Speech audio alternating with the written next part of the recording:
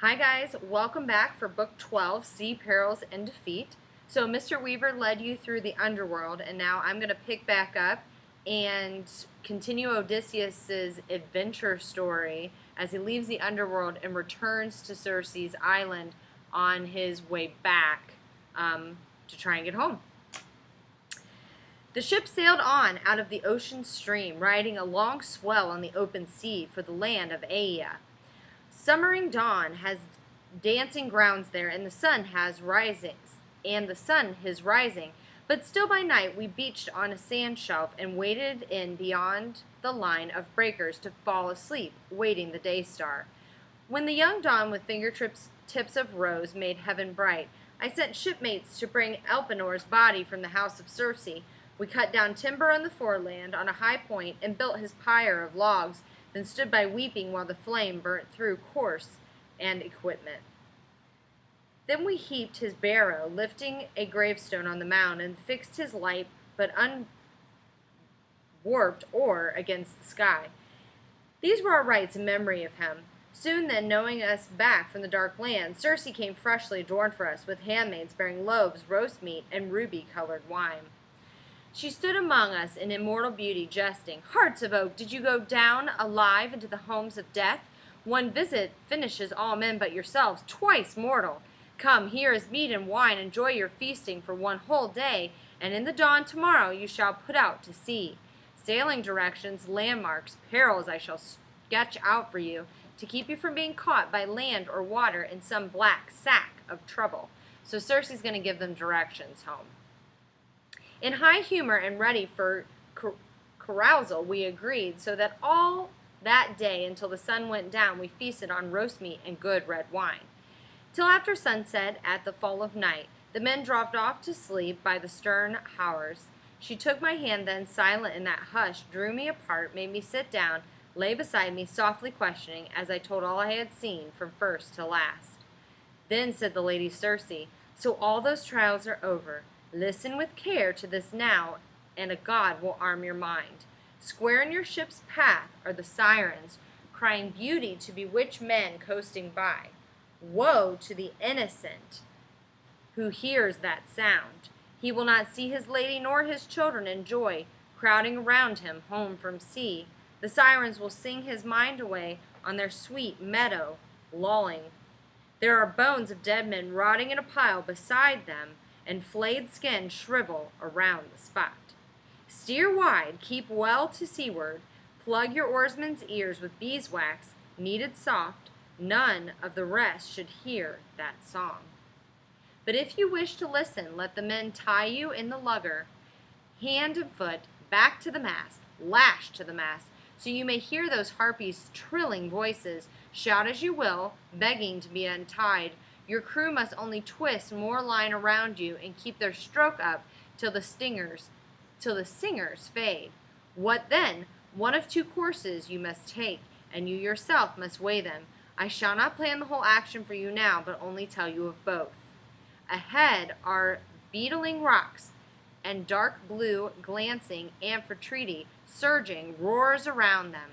Prowling rocks or drifters, the gods in bliss have named them well.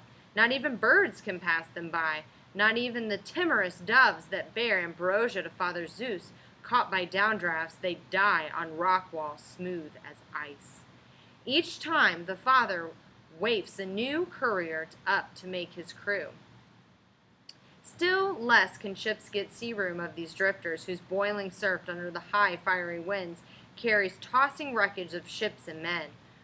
Only one ocean-going craft, the far-famed Argo, made it, sailing from Aeta, but she too would have crashed on the big rocks if Hera had not pulled her through, for love of Jason, her captain.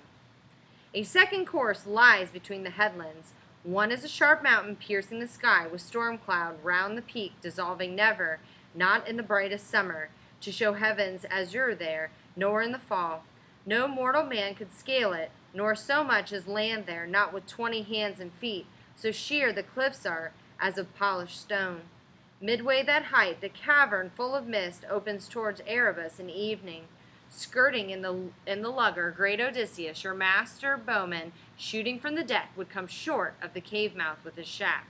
but that is the den of the Scylla, where she yaps abominably, a newborn whelp's cry. Though she is huge and monstrous, god or man, no one could look on her in joy. Her legs, and there are 12, are like great tentacles, unjointed, and upon her serpent necks are borne 6 heads like nightmares of ferocity, with triple serried rows of fangs and deep gullets of black death. Half her length she sways her head in the air outside her horrid cleft, haunting the sea around that promontory for dolphins, dogfish, or whatever bigger game, thundering Amphitrite feeds in thousands. And no ship's company can claim to have passed her without loss and grief. She takes from every ship 1 man for every gullet. The opposite point seems more a tongue of land you'd touch with a good bow shot at the Narrows. A great wild fig, a shabby mass of leaves, grows on it, and Charybdis lurks below to swallow down the dark sea tide. 3 times from dawn to dusk she spews it up and sucks it down again 3 times, a whirling maelstrom. If you come upon her then, the god who makes earth tremble could not save you. No, hug the cliff of Scylla and take your ship through on a racing stroke. Better to mourn 6 men than to lose them all, and the ship too. So her advice ran, but I faced her, saying, only instruct me, goddess, if you will, how, if possible, I can pass the Charybdis or fight off the Scylla when she raids my crew. Swiftly the loveliest goddess answered me, must you have battle in your heart forever? The bloody toil of combat? Old contender, will you not yield to the immortal gods? That nightmare cannot die, being eternal evil itself, horror and pain and chaos. There's no fighting in her, no power can fight her. All that avails is flight. Lose headway there along the rock face when you break out arms, and she'll swoop over you, I fear once more, taking 1 man again for every gullet. No, no, put all your backs into it, row on, invoke blind force that bore this scourge of men, to keep her from a second strike against you. Then you will coast Thrinacia, the island where Helios's cattle graze, find herds and flocks of goodly sheep. The herds and flocks are 7, with 50 beasts in each. No lambs are dropped or calves, and these fat cattle never die.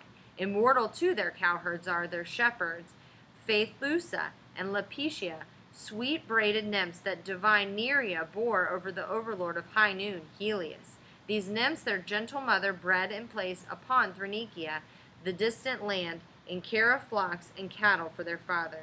Now give those kine a wide berth, keep your thoughts intent upon your course for home, and hard seafaring brings you all to Ithaca. But if you raid the beeves, I see destruction for ship and crew. Rough years then lie between you and your homecoming, alone and old, the one survivor, all companions lost. As Circe spoke, Dawn mounted her golden throne, and on the first rays Circe left me, taking her way like a great goddess up the island. I made straight for the ship, roused up the men to get aboard, and cast off at the stern. They scrambled to their places by the rowlocks, and all in line dipped their oars into the gray sea. But soon an offshore breeze blew to our liking, a canvas-bellying breeze, a lusty shipmate sent by the singing nymph with the sun-bright hair. So we made fast the braces, and we rested, letting the wind and the steersman work the ship. The crew now being silent before me, I addressed them, sore at heart. Dear friends, more than 1 man or 2 should know these things Circe foresaw for us and shared with me.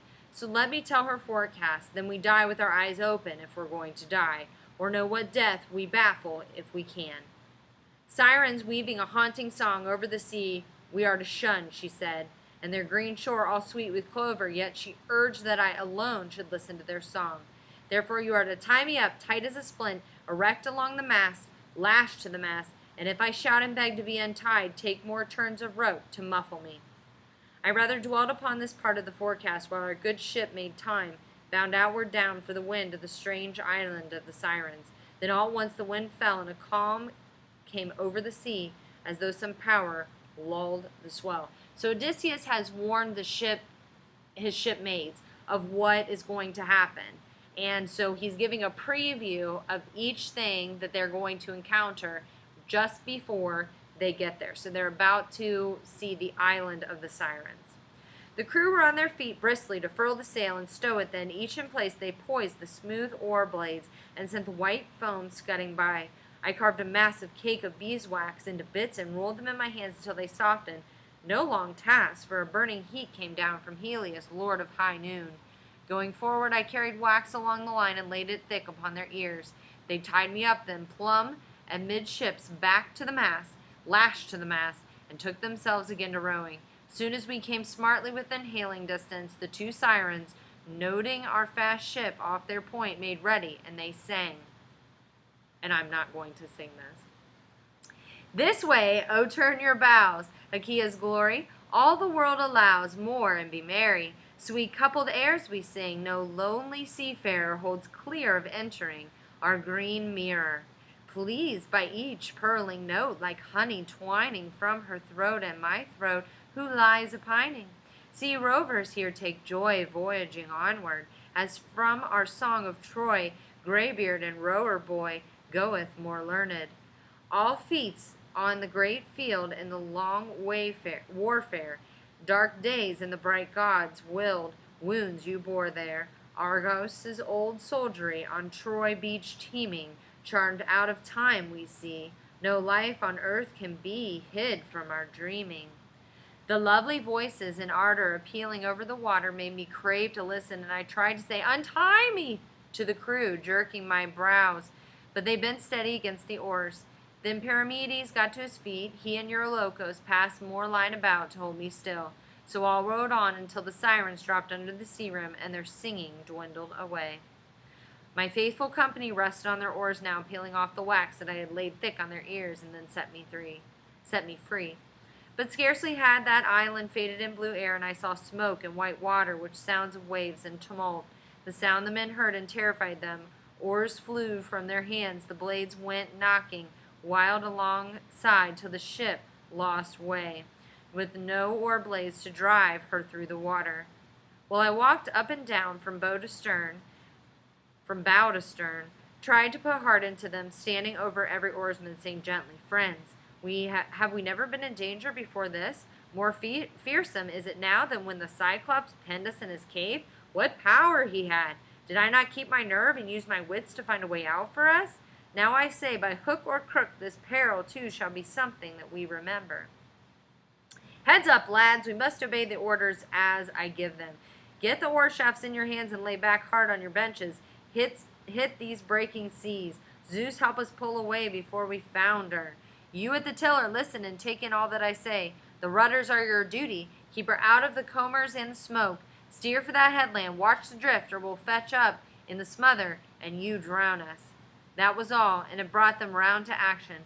But as I sent them on toward Scylla, I told them nothing, as they could do nothing. They would have dropped their oars again in panic to roll for cover under the decking. Circe's bidding against arms had slipped my mind. I tied on my cuirass and took up 2 heavy spears, then made my way along to the foredeck, thinking to see her first from there, the monster of the gray rock, harboring torment for my friends. I strained my eyes upon that cliffside veiled in cloud, but nowhere could I catch sight of her.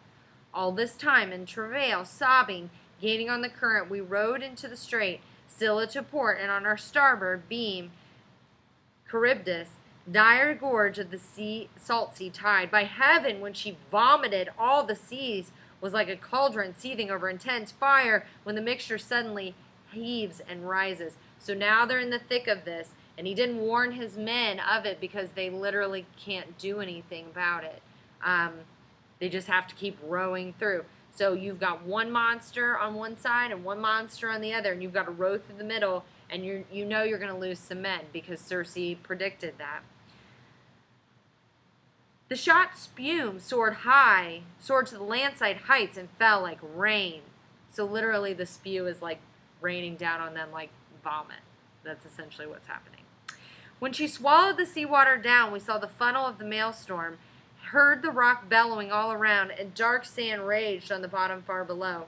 My men all blanched against the gloom. Our eyes were fixed upon that yawning mouth in fear of being devoured. When Scylla made her strike, whisking 6 of my best men from the ship, I happened to glance aft at the ship and oarsmen and caught sight of their arms and legs dangling high overhead. Voices came down to me in anguish, calling my name for the last time. A man surf casting on a point of rock for bass or mackerel, whipping his long rod to drop the sinker and bait far out, will hook a fish and rip it from the surface to dangle wriggling through the air. So these were borne aloft in spasms toward the cliff. She ate them as they shrieked there in her den, in the dire grapple reaching still for me, and deathly pity ran me through that sight, far the worst I ever suffered, questing the passes of the dark, strange sea. We rode on. The rocks were now behind us, Charybdis too, and Scylla dropped astern. Then we were coasting on the noble island of the god, where grazed those cattle with wide brows and bounteous flocks of Helios, lord of noon, who rides high heaven. From the black ship, far still at sea, I heard the lowing of the cattle winding home, and sheep bleating, and heard too in my heart the words of blind Tiresias of Thebes and Circe of Aea. Both forbade me on the island of the world's delight, the sun. So I spoke out in gloom to my companions. Shipmates, grieving and weary though you are, listen. I had forewarning from Tiresias and Circe too. Both told me I must shun the island of the sun, the world's delight. Nothing but fatal trouble shall we find here. Pull away then, and put the land astern. That strained them to the breaking point, and cursing, Eurylocus cried out in bitterness, Are you flesh and blood, Odysseus, to endure more than a man can? Do you never tire? God, look at you. Iron is what you're made of. Here we all are, half dead with weariness, falling asleep over the oars, and you say, No landing, no firm island earth where we can make a quiet supper. No, pull out to sea, you say, with the night upon us, just as before, but wandering now and lost. Sudden storms can rise at night and swamp ships without a trace. Where's your shelter if some stiff gale blows up from west or south or west, and the winds that break up shipping every time when seamen flout the Lord God's will? I say do as the hour demands and go ashore before black night comes down. We'll make our supper alongside, and at dawn put out to sea. Now when the rest said aye to this, I saw the power of destiny devising ill. Sharply I answered without hesitation, Eurylocus, they are with you to a man. I am alone outmatched. Let this whole company swear me a great oath. Any herd of cattle or flock of sheep here found shall go unharmed. No one shall slaughter out of wantonness. Ram or heifer, all shall be content with what the goddess Circe put aboard. So in essence, don't touch the animals. Don't eat anything. We don't want trouble.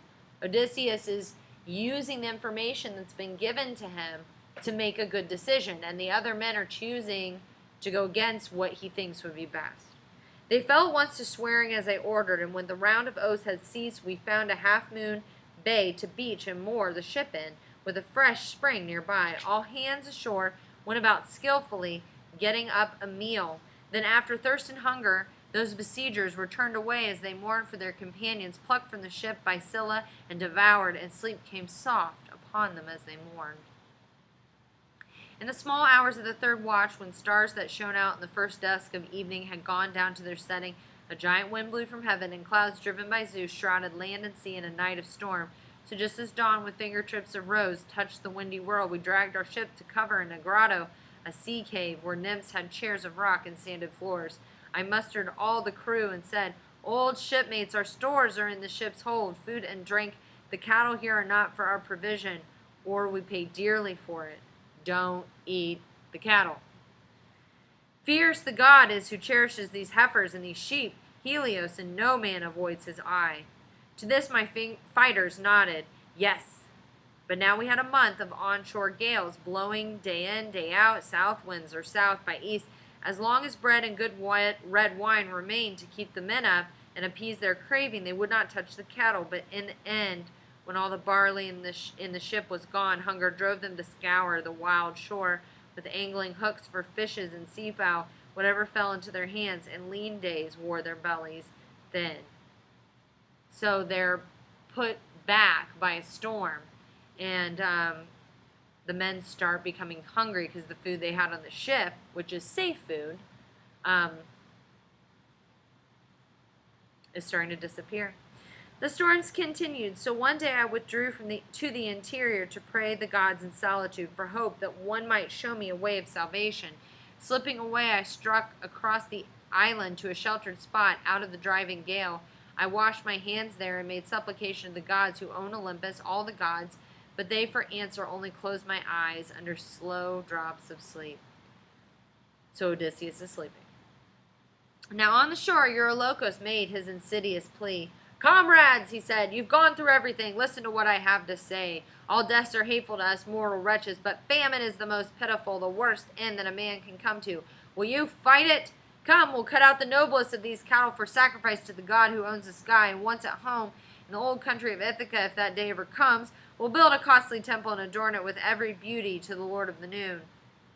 But if he flares up over his heifer's loss, wishing our ship destroyed, and if the gods will make cause with him, why then I say, better open your lungs to a big sea once for all than to waste to skin and bones on a lonely island.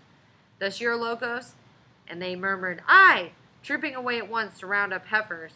Now that day tranquil cattle with broad brows were grazing near, and soon the men drew up around their chosen beasts in ceremony. They plucked the leaves that shone on a tall oak, having no barley meal, to strew the victims, performed the prayers and ritual, knifed the kine, and flayed each carcass, cutting thigh bones free to wrap in double folds of fat. These offerings with strips of meat were laid upon the fire. Then as they had no wine, they made libation with clear spring water, boiling the entrails first, and when the bones were burnt and tripes shared, they spitted the carved meat. Just then my slumber left me in a rush, eyes open, and I went down to the seaward path. No sooner had I caught sight of our black hull than savory odors of burnt fat eddied around me. Grief took hold of me, and I cried aloud, "O Father Zeus, in gods in bliss forever! You made me sleep away this day of mischief. O cruel drowsing in the evil hour! Here they sat, and a great work they contrived." Lampetia, in her long gown, meanwhile, had borne swift word to the overlord of the Noon. "They have killed your kind." And then the Lord Helios burst into angry speech amid the immortals. So now Helios knows that the cows have been killed, and so this can be good. "O Father Zeus and gods in bliss forever, punish Odysseus' men, so overweening. Now they have killed my peaceful kind, my joy at morning when I climbed the sky of stars, and evening when I bore westward from heaven. Restitution or penalty they shall pay, and pay in full, or I go down forever to light the dead men in the underworld." Then Zeus, who drives the storm cloud, made reply, "Peace, Helios, shine among the gods, shine over mortals in the fields of grain. Let me throw down one white-hot bolt and make splinters of their ship in the wine-dark sea." Calypso later told me of this exchange as she declared that Hermes had told her. "Well, when I reached the sea cave in the ship, I faced each man and had it out. But where could any remedy be found? There was none. The silken beeves of Helios were dead. The gods, moreover, made queer signs appear. Cowhides began to crawl, and beef, both raw and roasted, lowed like kine upon the spits." So if you can imagine, it's almost kind of like ghost cows. Like the beef that has already been roasted and cut out of the cows is mooing, essentially. And then you have like the hides are crawling around. Scary.